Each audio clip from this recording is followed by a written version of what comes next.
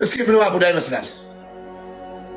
የመዳም ልጅ ስትተታመም መዳሟ ጦንቃይ ቤት ሄደች። ጦንቃይ ቤት ስትሄድ ልጅሽን የበላቻት እቺ ልጅ ናት። እቺ ልጅ ካልሞተች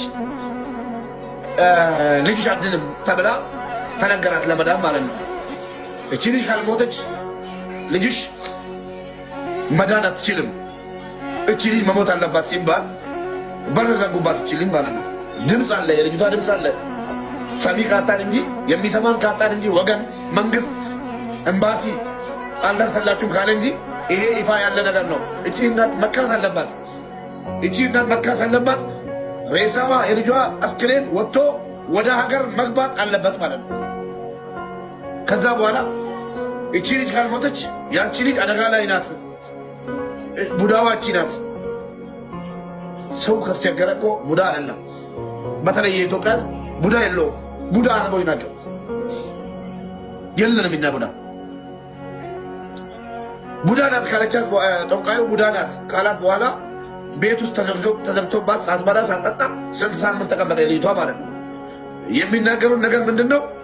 እንገላታለን፣ መሞት አለባት፣ በቃ ቡዳው ብሏልና የእኛ ልጅ ከምትሞትብን እቺ ልጅ መሞት አለባት ተብሎ ተወሰነባት።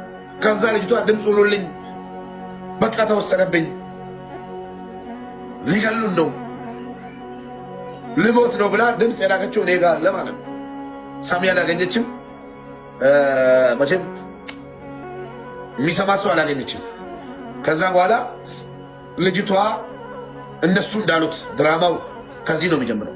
ልጅቷ ጠፍታ ቢሮዎች ደግሞ የሴትዮዋ ወንጀል ሊወስዱ ይሁን አላውቅም። ልጅቷ ጠፍታ ፖሊስ ጣቢያ ገባች። እቺ ማለት ነው ከምሞት ብላ ማለት ነው።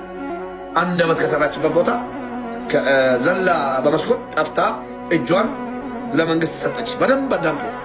አፋን ኦሮሞት እንደንበዳ ውሳ። ከዛ በኋላ